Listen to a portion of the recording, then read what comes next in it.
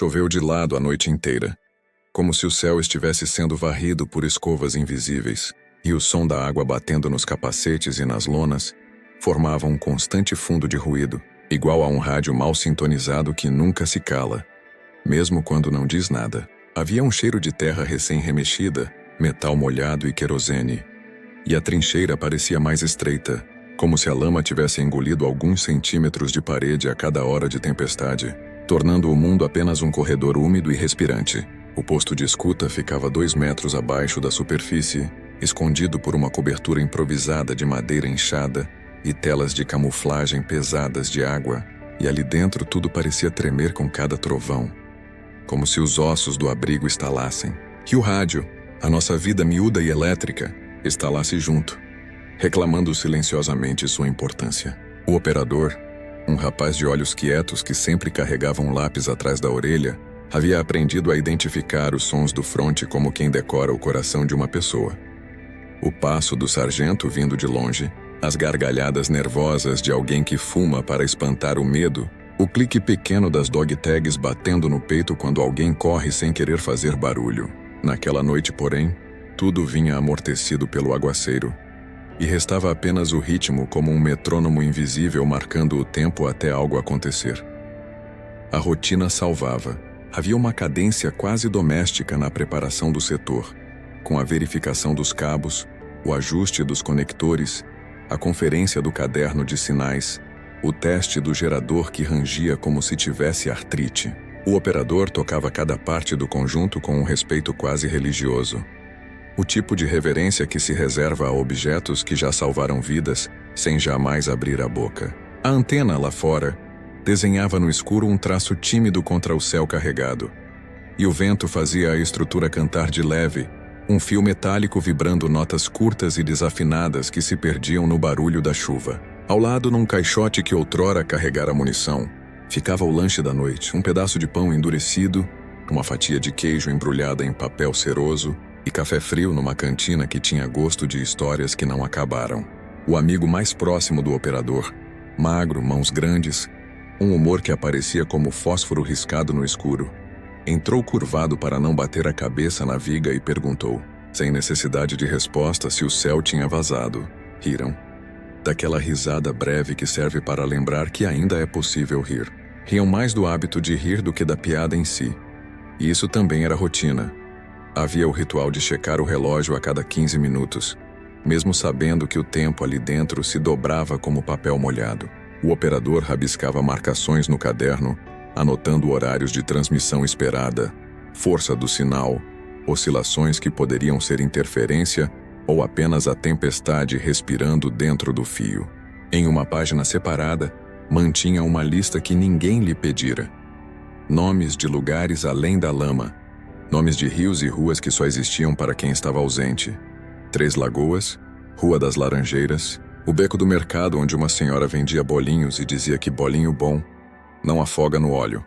Escrevia esses nomes entre horários e voltagens, como se o mundo de fora pudesse transitar pelo mesmo papel da guerra, e a tinta salvasse um pouco de ar para ser respirado quando a água começasse a faltar. O amigo notou os nomes e perguntou, por perguntar se um dia fariam um mapa só com memórias. O operador disse que sim com a cabeça, mas não falou nada, porque falar às vezes bagunça o que já está direito dentro. Lá fora, o corredor principal da trincheira afunilava em cotovelos que cheiravam a ferrugem, e cada cotovelo levava a um pequeno mundo. O abrigo da equipe de socorro, a baia das ferramentas, o nicho em que 2 pombos-correio dormiam, inchados de pena, como se o frio também os tivesse enchido de ar para que não quebrassem. Um soldado passou levando um rolo de cabo enrolado no ombro como se fosse uma cobra domada, e deixou rastros brilhantes de água na madeira. Outro trazia as mãos dentro das mangas, protegendo os dedos do vento que cortava. O sargento apareceu por um instante para informar que o comando esperava relatórios em intervalos regulares durante a noite, que a tempestade poderia enganar a escuta, que era preciso distinguir ruído de sinal, como se distinguem passos conhecidos na escada de casa. O operador respondeu com um aceno, e o sargento desapareceu na cortina de chuva, como uma lanterna apagando logo depois de mostrar a direção. Entre uma verificação e outra, O operador lembrava de pequenas coisas que não pareciam importantes, mas que naquela noite eram o que mantinham os fios da cabeça no lugar. Lembrava do dia em que aprendeu a identificar distorção por um zumbido específico, um aprendizado ganho com um cabo antigo que dizia que os aparelhos também têm humor e que uma tempestade podia tornar uma máquina sensível como gente. Lembrava da primeira vez que o rádio do outro lado respondeu com clareza cristalina, como se alguém tivesse sentado ao lado dele dentro daquele abrigo e sussurrado ao seu ouvido uma palavra inteira, sem cortes. Lembrava de ter entendido naquele momento que o trabalho não era sobre máquinas, mas sobre gente, que uma antena era uma mão levantada no escuro, e cada pulso de sinal era um "estamos aqui", que precisava ser acolhido com respeito. Por isso tinha cuidado com as conexões, com o isolamento das emendas, com o ângulo da antena, com o caderno. Por isso não tratava nada como coisa, e sim como parte de uma conversa que, se perdesse, arrancaria alguém do mundo sem testemunha. O amigo sentou ao lado e contou uma história curta de antes da guerra, de um baile de bairro em que entrou sem saber dançar e descobriu que 2 passos para lá e 2 para cá, com o braço na altura certa, já eram suficientes para não passar vergonha. Disse que às vezes atravessar a noite era isso: 2 passos para lá, 2 para cá e não soltar o braço da música. O operador sorriu na penumbra, enquanto marcava no caderno a hora de um teste de transmissão. A lâmpada fraca pendurada por um fio trêmulo dava à cena um tom de cozinha de madrugada, onde se fala baixo para não acordar a casa. Lá fora, um estalido mais seco que a chuva fez a pele arrepiar. Mas foi só uma tábua acomodando-se no peso da água. O amigo respirou fundo. O cheiro de água fria entrou, e por um momento pareceu que a noite inteira estava inspirando junto, guardando fôlego para algo que ainda não tinha acontecido. O rádio sussurrou fragmentos de frases distantes. Houve um minuto em que a clareza chegou. Números, uma indicação de posição, uma confirmação simples como aperto de mão. O operador anotou, repetiu, confirmou. A sequência certa de palavras que naquele ambiente eram mais que palavras. Eram ponte. Depois a estática voltou a cobrir tudo com o cobertor áspero do ruído. O amigo brincou que a tempestade estava com ciúmes do rádio e que, se pudesse, desligaria o céu com a mesma facilidade com que se gira um botão. O operador fez um gesto com a cabeça entre riso e concordância e esfregou as mãos para aquecê-las antes de ajustar mais uma vez a sintonia. Havia calma meticulosa no gesto. A calma de quem sabe que 1 milímetro errado é a distância entre ouvir e não ouvir, e 1 segundo perdido pode ser uma carta que não chega, uma equipe que não volta, uma história que não se conta. No fundo do abrigo, pendurado num prego, ficava um casaco velho com um rasgo remendado por dentro com linha de pesca. Era do operador. Herança de alguém que não voltara, mas que deixara nos bolsos pequenos tesouros. Um botão prateado sem par, um pedaço de lápis, um retalho de tecido riscado com coordenadas de um lugar que nenhum mapa oficial carregava. O operador não usava o casaco quando chovia tanto, porque o tecido pesava triplo e puxava os ombros para baixo, mas gostava de tê-lo ali, lembrando que as coisas, quando remendadas por dentro, duram mais. Há roupas que protegem da água e há roupas que protegem da desimportância. Aquela era do segundo tipo, e no silêncio entre uma transmissão e outra, sua presença fazia bem. O amigo que conhecia as manias do operador, às vezes fazia graça com o casaco, chamando-o de sentinela extra, e lhe desejava boa noite como a um cachorro fiel. Em alguns instantes, a chuva parecia diminuir e o operador, esperançoso, ajustava o volume para colher algum pedaço de voz entre o tecido do som. Mas então o vento mudava, a lona gemia, e tudo voltava a ser o mesmo barulho de fundo, como se o mundo lá fora estivesse lavando a própria história, linha por linha, para ver o que sobrava escrito depois. Nesse refluxo de expectativa, surgiam pensamentos que vinham e iam como soldados atravessando um corredor estreito. O que dizeria a mãe ao voltar, se voltasse? O que faria com o resto dos dias, se a guerra acabasse antes de ele se consumir por dentro? Como seria dormir sem sonhar com chuva, lama e o estalo do fio? Não eram pensamentos que pedissem resposta naquela hora. Bastava tê-los para saber que ainda havia dentro dele alguém que esperava o amanhecer. Não por estratégia ou ordem superior, mas por uma razão mais antiga. A vontade de ver o mundo limpo de novo, mesmo que só por alguns minutos. Às vezes, no posto de escuta, o silêncio tem corpo. Ele se sente nas mãos, no queixo apertado, na nuca contraída sob o peso do capacete. O operador conhecia esse corpo e o respeitava. Por isso não desperdiçava palavras com o amigo quando não eram necessárias. Partilhavam a mesma quietude com naturalidade, como dois pescadores às margens de um rio que ainda não mostrou o peixe. O amigo, entendendo o momento, encostou a cabeça na parede de terra e fechou os olhos por 1 minuto, não dormindo, só emprestando ao corpo a ilusão de descanso. O operador seguiu com os olhos a linha da antena imaginária que atravessava o teto e subia para o céu, como uma linha de pipa sob chuva, invisível, insistente, carregando uma vontade de permanecer conectada a algo que está além do alcance das mãos. Quando o relógio marcou mais um bloco de 15 minutos, a lâmpada tremeluziu e o gerador pigarreou, como um velho que precisa limpar a garganta. O operador, por reflexo, pôs a palma sobre a carcaça de metal, sentindo a vibração, como se pudesse acalmar a máquina com um gesto humano. O amigo abriu os olhos e comentou que as horas escoavam como água por uma fenda. Você vê, mas não segura. O operador respondeu que, no fim das contas, o que segura não é a mão, é o hábito. E bateu 2 vezes de leve no painel.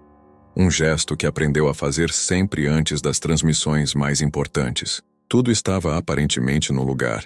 A antena lá fora corajosa na chuva, os cabos firmes, o caderno com linhas retas, a vontade de amanhecer inteira. Nada ainda havia rompido a ordem simples daquela pequena cozinha de guerra. Lá fora, porém, além da lona, algo se preparava.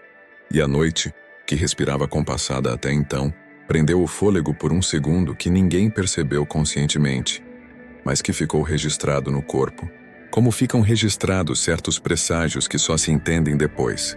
O primeiro aviso não foi um estouro nem um sinal luminoso, foi um silêncio novo, um corte fino no tecido da noite, como se alguém tivesse passado uma lâmina por dentro do ruído da chuva e tirado um fio inteiro de som.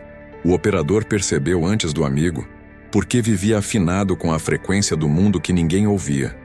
A estática perdeu o grão.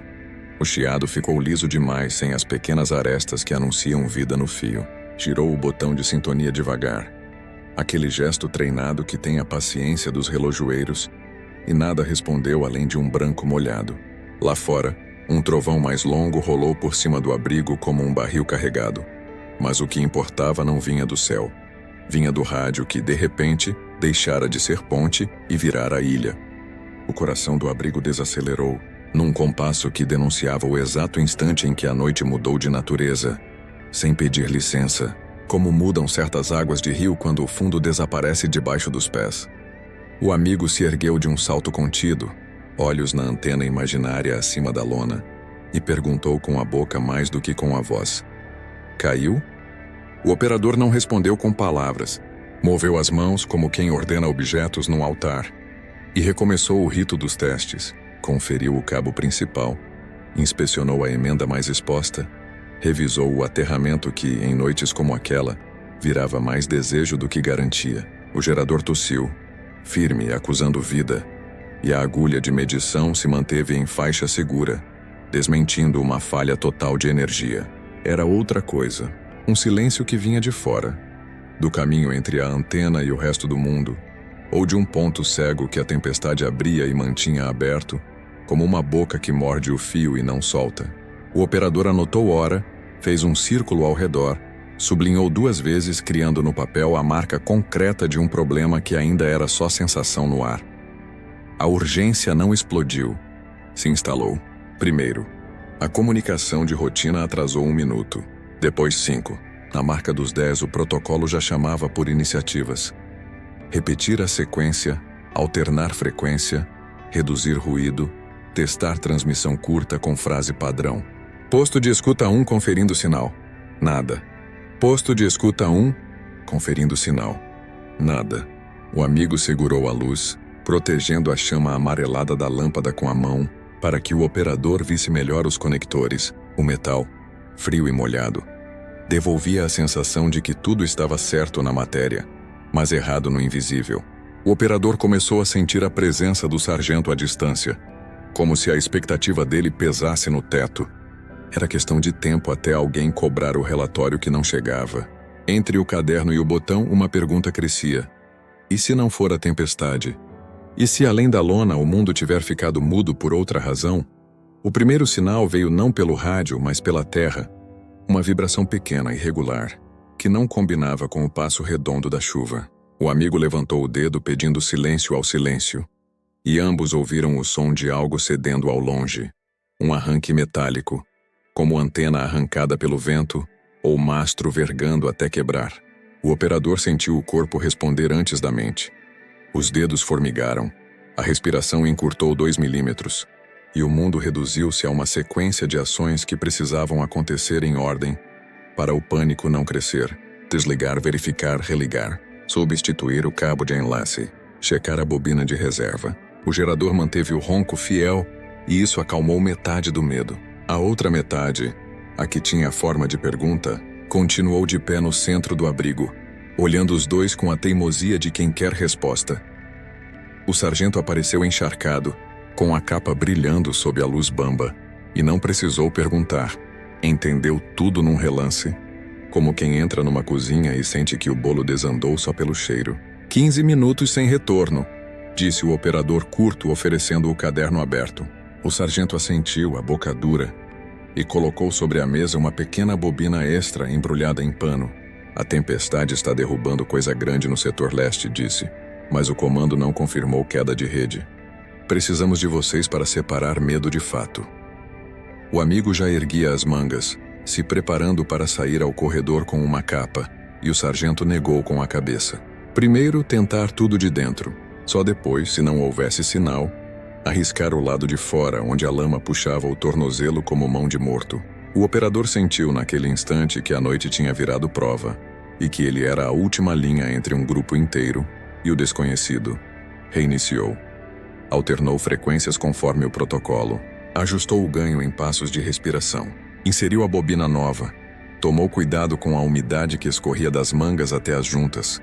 Secou com o pano que sempre ficava pendurado como toalha de oficina. Em cada tentativa deixava 3 segundos de espera.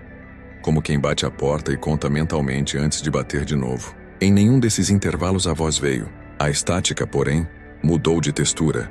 Como se de muito longe alguém estivesse raspando uma colher no fundo de uma panela. Um ruído rouco, irregular. Um quase sinal preso abaixo da água. O operador fechou os olhos um segundo para limpar a escuta por dentro e girou o botão menos de 1 milímetro. O ruído cresceu e por um instante uma sílaba escapou.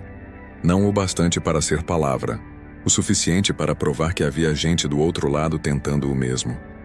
Esse meio sopro de voz foi a fagulha que transformou o problema em missão. O sargento, que já olhava para o corredor, segurou a vontade de mandar sair e esperou. O amigo, com a mão ainda protegendo a luz, inclinou mais a lâmpada para que o operador visse o que precisava ver. E o operador, sentindo a história mudar de trilho, alterou a postura. Deixou de ser guardião da rotina e virou ponteiro da urgência. Sabia, por leituras e por noites como aquela em menor escala, que a ruptura verdadeira é aquela que não oferece caminho de volta. Uma vez que se ouve um resto de voz, não dá para aceitar o silêncio como resposta. A pergunta que antes tinha a forma de medo ganhou a forma de tarefa. Como tornar aquela sílaba uma frase? Como transformar ruído em direção? Como sair do abrigo sem perder o fio que restava? A lona do teto gemeu uma vez, longa, e um fio de água caiu exatamente sobre o painel, obrigando o amigo a improvisar um toldo com a capa, segurando com o ombro e o queixo enquanto o operador trabalhava. A precariedade do gesto, metade acrobacia, metade teimosia, deu ao momento a gravidade de que precisava. Não era mais sobre cumprir horário. Era sobre impedir que, em algum ponto do setor, alguém ficasse sozinho dentro de um silêncio grande demais. O operador ligou o transmissor de emergência, aquele menor de alcance tímido, mas fiel em clima ruim, e repetiu a frase padrão com o tom mais estável que conseguiu. Posto de escuta 1, conferindo sinal. Ao fundo, a chuva afinou um pouco, e por 2 batimentos a noite pareceu prender a respiração de novo. A resposta veio como uma pedra rolando por um tubo. Não era nada, era tudo. Havia vida, setor leste, e arriscou o operador, calibrando a pergunta como quem afina um violão sem poder fazer barulho. A estática engoliu a maior parte e devolveu apenas O sargento se adiantou. Se fosse leste, confirmaria o que ouvira na ronda. Coisas grandes caindo naquela direção. O operador anotou, sublinhou e escreveu provável leste com um ponto de interrogação. Era pouco para a decisão, mas o pouco naquela noite era mais do que tinha 1 minuto antes. E então o rádio que vinha doente tossiu uma sequência curtíssima de números, mastigada, repetida, quase indecifrável. O operador isolou os 2 últimos, cruzou com o caderno, buscou padrões e encontrou coincidência com um dos pontos de referência do mapa interno da equipe. Olhou para o sargento e viu o sim que precisava. A decisão caiu na mesa com o peso de uma ordem simples.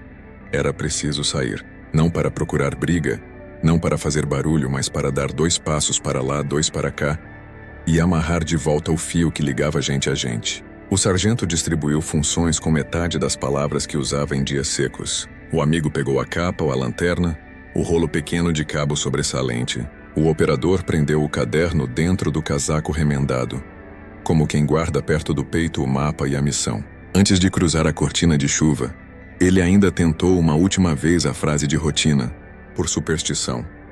Posto de escuta 1 conferindo o sinal. A resposta veio no mesmo tom quebrado de antes, com uma nova sílaba que parecia o começo de um nome. Não havia como fingir que não era pessoal. O silêncio que antes era fenômeno meteorológico tornou-se, enfim, chamado.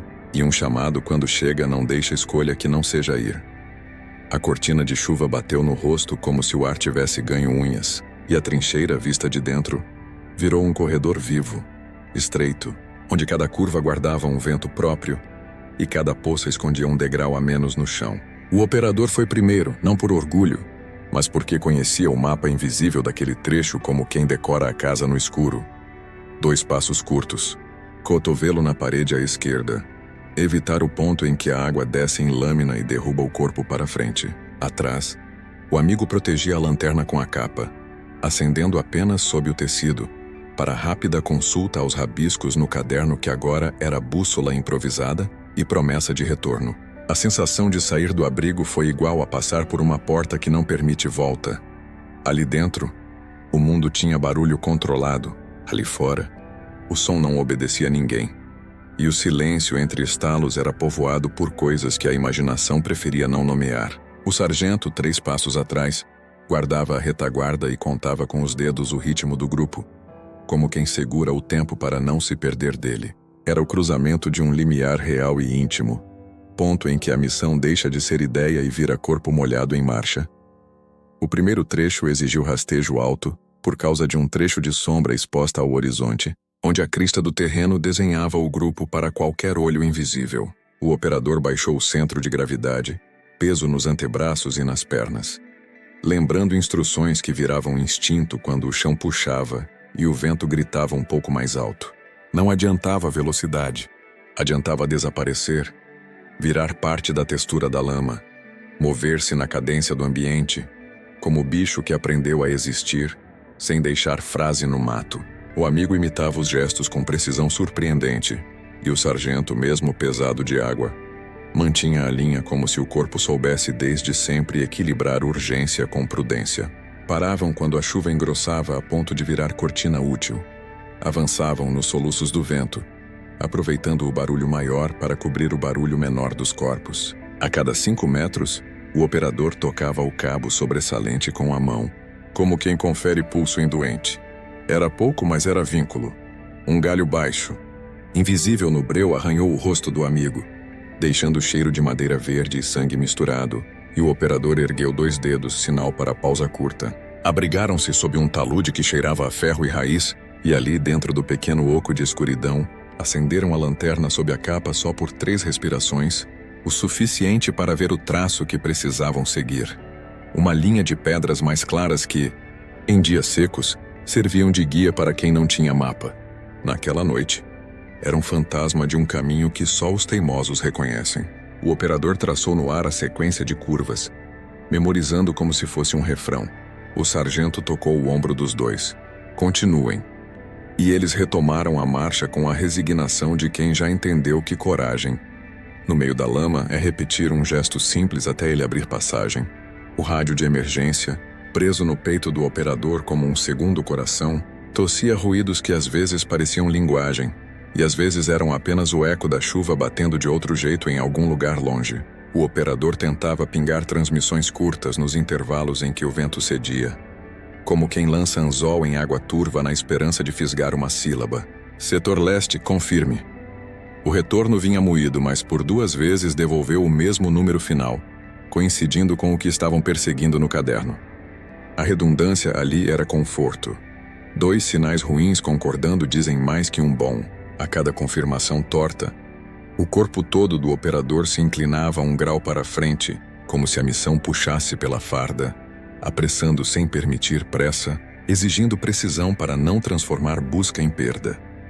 Houve um ponto do trajeto em que a trincheira se abria para uma área de terreno batido, um pequeno descampado entre 2 corredores, onde o céu parecia mais baixo e a chuva, por alguma razão de vento, caía em diagonal contrária. Era o lugar em que mais se queria correr e menos se podia. O sargento fez o gesto de espera, observou o ritmo da água como quem lê respiração e indicou passagem em sequência. Operador, amigo, ele. 1 de cada vez. No tempo de 3 batimentos, aproveitando o barulho mais forte para dissolver o som do corpo. O operador atravessou sentindo o vazio de proteção no dorso, e o mundo inteiro coube no espaço entre um pé e outro, no cuidado de não pisar onde a poça parecia fina, mas escondia buraco. Quando alcançou a sombra do outro lado, encostou as costas e, sem virar o rosto, ergueu a mão para sinalizar que estava bem. O amigo veio em seguida e quase escorregou no 3º passo, mas corrigiu com a precisão de quem respeita o chão. O sargento fechou a passagem, como quem fecha a porta em casa assombrada, sem dar chance ao vento de entrar junto. Adiante, encontraram o primeiro obstáculo que não era da natureza. Uma seção de cabo antigo, meio arrancado, oscilava como víbora presa, batendo numa estaca e fazendo um som metálico que se confundia com a chuva, mas acrescentava uma nota fria ao ambiente. O operador segurou o movimento com a mão, prendeu o cabo a uma travessa com fita encharcada e manteve a cabeça baixa, ouvindo. À esquerda, em algum ponto fora de vista, alguma estrutura tinha cedido.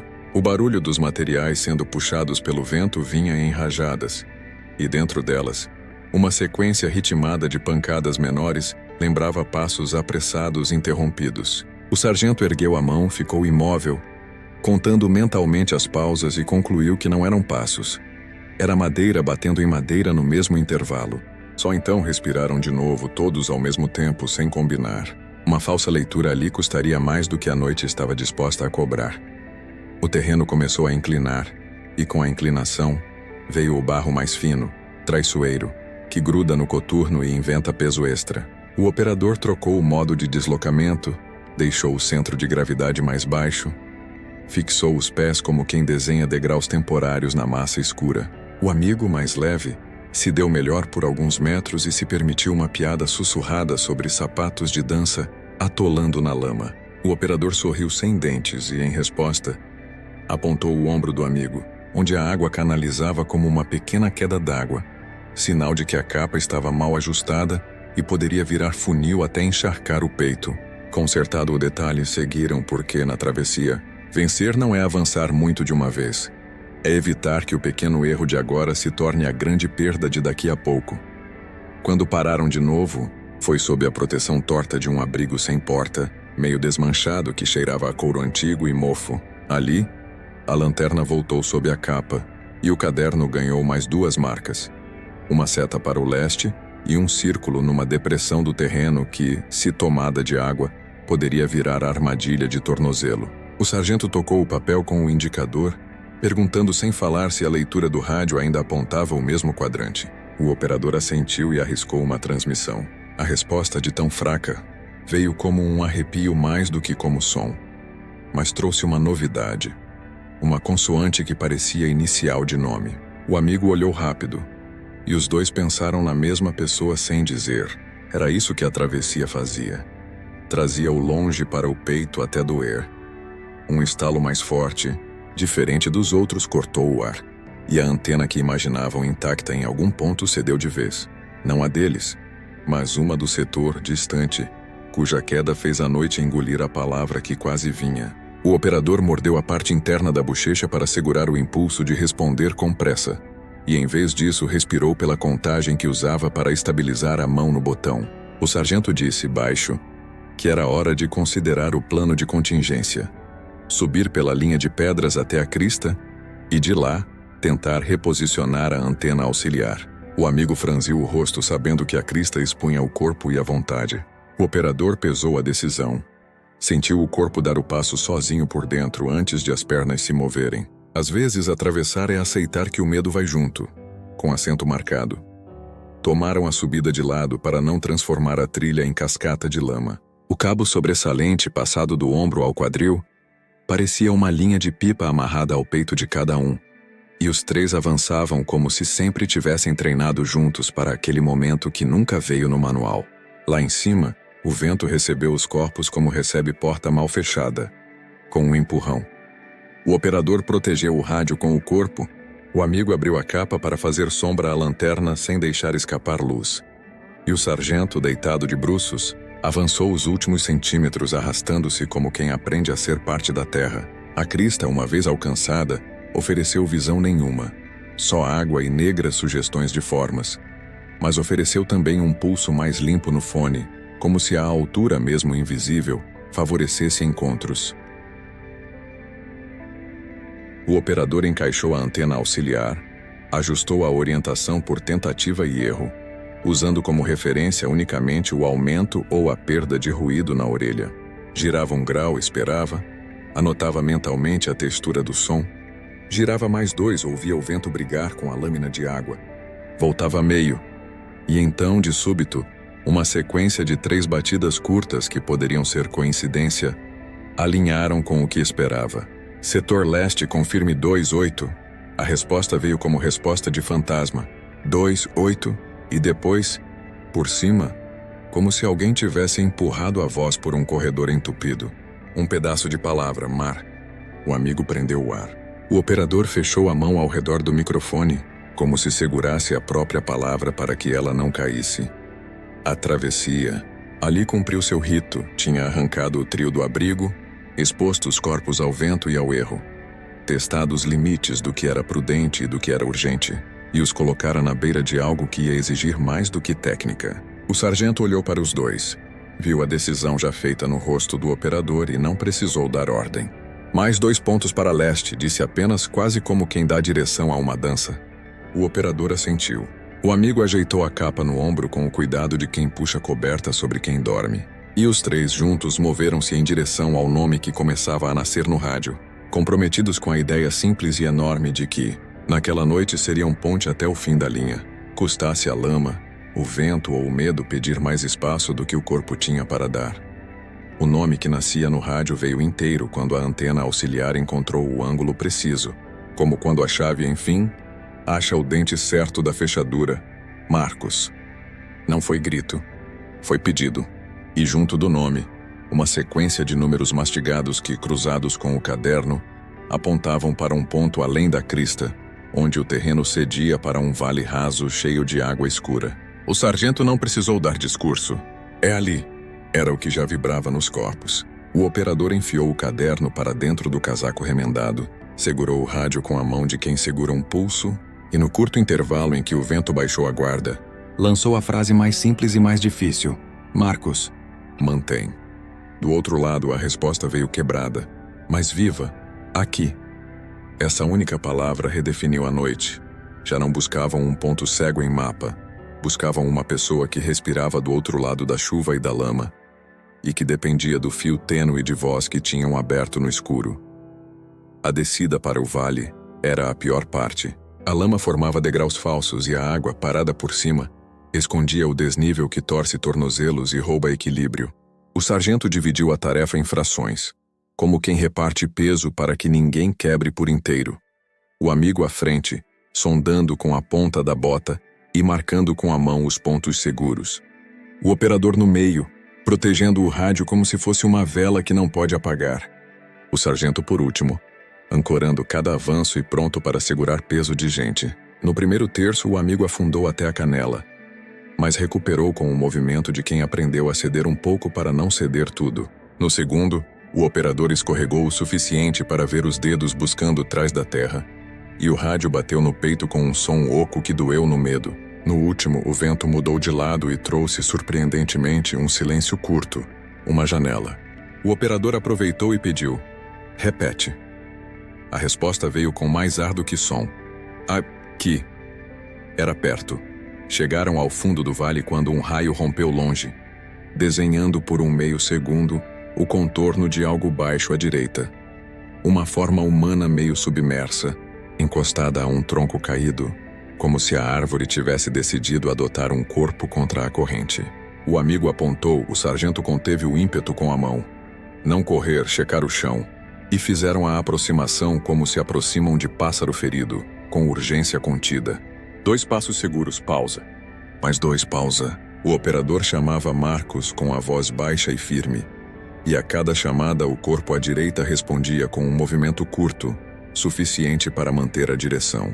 Quando enfim alcançaram a borda firme, viram o rosto meio coberto de lama, os olhos muito abertos, o lábio pedindo água que só tinha o gosto do próprio vale. Marcos estava preso pela perna a um enrosco de arame e raiz, e a capa dele rasgada colava no corpo como outra pele fria. O amigo ajoelhou sem medo da água e meteu as mãos onde ninguém gostaria de meter, no amálgama de arame, raiz e dor. Enquanto o sargento prendia o tronco com a correia e o operador estabilizava o rádio, dando a notícia que precisava ser dada. Encontrado. A noite decidiu cobrar tudo na mesma hora. O vento voltou com violência. A água subiu 2 dedos e um estalo à esquerda avisou que outra peça grande do setor cedia. O sargento distribuiu seco. 2 minutos. Era o tempo que tinham para libertar a perna sem transformar resgate em sepultamento. O amigo puxou um canivete que vinha em silêncio no bolso desde o primeiro dia e começou a cortar o que era raiz, preservando o que era arame, para não puxar o que prendia a carne. O operador, com as mãos livres apenas no nome, continuou a falar Marcos, como quem sopra brasa para que a chama não morra, oferecendo as palavras simples que, em situações assim, valem tanto quanto força. Estamos aqui. Vai doer, mas vai passar. Falta pouco. Marcos, que mordia a boca para não gritar, soltou 2 sílabas que eram agradecimento e pedido ao mesmo tempo. O sargento, num golpe de corpo, puxou o tronco para desviar a força da água. O amigo, no timing dessa alavanca, cortou o último enrosco de raiz. A perna veio, mas trouxe consigo a lama inteira, e Marcos perdeu o equilíbrio para frente. O operador o pegou pelo peito com uma mão, e com a outra protegeu o rádio, como se pudesse salvar 2 vidas ao mesmo tempo. O retorno à margem exigia mais do que músculo. Exigia escolher a ordem certa da coragem. Marcos precisava ser movido sem soltar o ponto onde a água fazia menos força. E a cada tentativa de erguer o corpo, o vale pedia sua parte. O amigo passou a correia por debaixo das axilas dele. O sargento plantou os cotovelos na lama e virou captel de ponte. E o operador, de joelhos na água, empurrou com o peso que tinha, sentindo o joelho virar pedra fria. Em algum ponto do esforço, o rádio escorregou do apoio e ficou a 2 dedos de mergulhar. O operador teve o gesto de salvar o aparelho e no mesmo segundo viu Marcos vacilar. A escolha, essa linha onde a história revela do que é feita, apareceu limpa e breve. O operador segurou Marcos com as 2 mãos e deixou o rádio cair no bolso de lama, protegido pelo casaco até onde fosse possível. A voz do outro lado sumiu. A vida do lado de cá ficou inteira nas mãos deles. Subiram a borda com movimentos que não eram bonitos, mas eram verdadeiros. Os que dão certo porque não têm alternativa. O sargento, ao puxar, sentiu a própria lombar reclamar, mas prendeu a dor no mesmo lugar onde guardava os medos para mais tarde. O amigo, com os dentes batendo de frio, ria abaixo de um nada, aquele riso que os corpos inventam para não travar. O operador, com o peso de Marcos no ombro, ouviu a própria respiração como se fosse de outra pessoa, e por um momento que durou o suficiente, tudo o que existia no mundo era a ideia de não soltar. Quando, por fim, rolaram para a parte mais alta da margem, o vale mordeu um último pedaço do coturno do amigo, que arrancou o pé com um palavrão sussurrado. E, na sequência, um foi que soou como uma reza atendida. Marcos, deitado de lado, tossia água e lama, e o rosto, agora visível, tinha a idade de todos os que passam por vales assim. A idade exata do momento. O sargento fez a checagem mínima que cabia sem luz e sem tempo. e decidiu pelo plano curto: aquecer, elevar, mover. O amigo tirou a própria capa e cobriu Marcos, que tremia de dentro para fora. O operador recuperou o rádio do bolso de lama. Limpou com o pano que um dia foi branco e tentou o milagre pequeno de fazer vida voltar a passar por dentro do fio. Demorou 3 tentativas. Na quarta, o aparelho tossiu a estática conhecida. E por baixo um barulho que podia virar voz. O operador, com a calma que só existe quando acaba o estoque de alternativas, disse de novo: posto de escuta 1. E à noite, obediente pela primeira vez em horas, respondeu com frase quase inteira: sinal fraco, mas recebendo. O sargento fechou os olhos por um segundo e assentiu, como quem agradece sem dizer a quem. A saída do vale ainda cobrava coragem, mas já não era o buraco sem borda de antes. Agora tinham direção, tinham pessoa. Tinham a certeza íntima de que o pior não era escuro, era o não saber. O amigo ajustou o peso de Marcos no ombro. O sargento tomou a dianteira para testar cada passo, e o operador atrás protegia o rádio com o corpo e o caderno com o casaco, como quem escolta 2 espécies de memória. No meio da subida, um trovão deitou o som sobre eles e por um momento todos pararam, não por medo do céu, mas para ouvir outra coisa.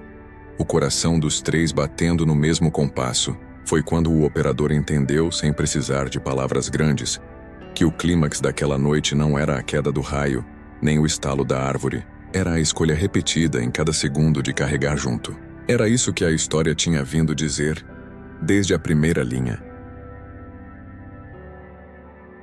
No topo o vento voltou a empurrar. A crista, que antes fora só passagem, virou lugar de decisão final. Por onde voltar com menos risco para uma perna que agora não sabia no que podia confiar. O sargento indicou o mesmo caminho das pedras, em ordem invertida, e o operador, antes de dar o primeiro passo, tentou uma última confirmação no rádio. A voz do outro lado, ainda fraca, trouxe as palavras que amarravam o arco da missão. Unidade, aguardando, marque, chegada. O operador olhou para o amigo, olhou para Marcos, olhou para o sargento e disse sem elevar a voz a frase que ali significava vitória sem trombeta, voltando. À noite, cúmplice por um instante, cedeu um pedaço de vento para que avançassem, e eles avançaram trazendo no ombro, no peito e no fio a prova simples e profunda de que, às vezes, o ato mais valente é não soltar a mão no pior ponto do caminho. Voltaram pelo mesmo corredor de pedras que tinham memorizado na ida, só que agora cada passo vinha com o peso de um corpo a mais e a urgência, enfim, tinha nome tranquilo. Chegar. A chuva ainda fazia barulho de unhas no ar, mas parecia menos inimiga. Era como se o céu inteiro tivesse mudado de humor, só porque alguém respirava melhor. O sargento ia à frente farejando o terreno com a bota, procurando o degrau invisível que divide o tropeço do caminho. O amigo sustentava Marcos pelo lado mais fraco, ajustando o ritmo com paciência de quem aprendeu a dançar, na contramão do próprio medo. O operador vinha atrás protegendo o rádio como quem guarda o resto de uma chama e repetindo em intervalos curtos frases que eram mais do que palavras. Aguardem, em deslocamento. Chegada próxima. Cada resposta, ainda fraca, como um suspiro de longe, devolvia a certeza íntima de que a ponte permanecia de pé, fio por fio. Quando alcançaram a crista, o vento tentou empurrar de volta, mas não tinha mais o mesmo poder de antes. A diferença era mínima e absoluta. Agora havia 3 contra o vento, e a soma dos corpos fazia uma parede que o mundo respeitava. O operador levantou um pouco a antena auxiliar para ganhar ângulo, e recebeu, pelo esforço, um retorno quase humano. Equipe, pronta. O sargento não desperdiçou o presente e marcou o próximo ponto de apoio com a mão aberta. Curto e claro, como se desse a bênção a um ritual que já sabiam de cor. Desceram o lado de dentro da trincheira com a delicadeza possível. Pausas calculadas e cada pausa era usada para aquecer Marcos com a capa, para apertar a faixa que improvisaram, para lembrar ao corpo que ainda havia caminho. O amigo, mesmo tiritando, arrancou um sorriso do nada e disse a Marcos que, quando tudo secasse, ia ensinar 2 passos de baile sem poça no meio. Marcos devolveu um riso que era mais barulho de sobrevivência do que alegria, e foi suficiente. Nos cotovelos da trincheira, encontraram gente. Primeiro, Duas sombras com lanternas baixas que se anunciaram antes de serem anunciadas, como convém a quem aprendeu que surpresa demais custa caro. Depois os braços que se multiplicaram para segurar peso, erguer ombro, criar corredor. A palavra encontrado correu para trás, impactando rostos que mudaram de relevo na mesma hora. E por um minuto, a trincheira virou viagem em mão dupla.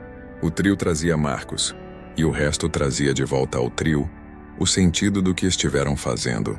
O operador entregou o rádio a um técnico com dedos de padre e olhos de ferreiro, que recebeu o aparelho como se benze o alimento. O sargento fez o gesto curto de missão cumprida, sem ceder espaço ao orgulho que, em lugar assim, esfria rápido demais. O amigo apenas encostou a cabeça de leve na parede de terra, como se estivesse encostando na memória de uma cama.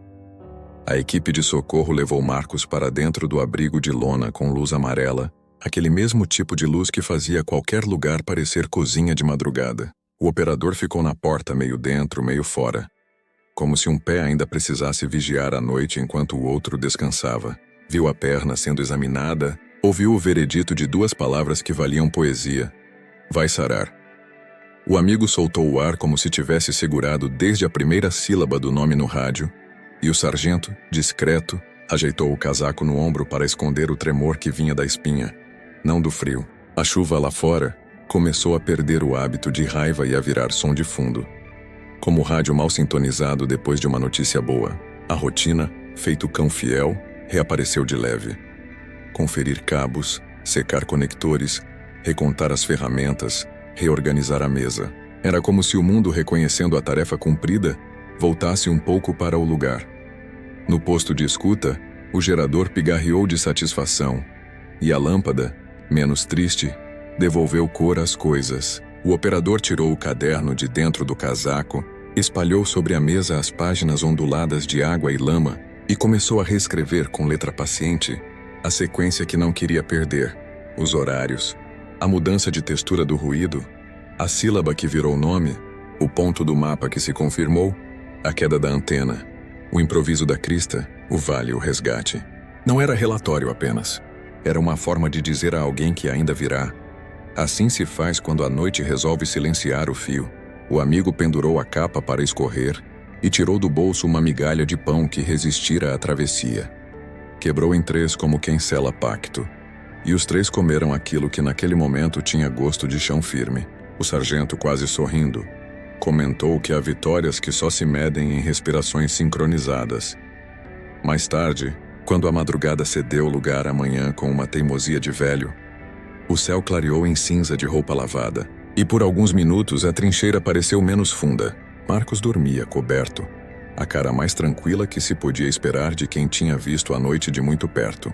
O amigo aproximou-se do operador e apontou os nomes no caderno. 3 Lagoas, Rua das Laranjeiras, o Beco do Mercado.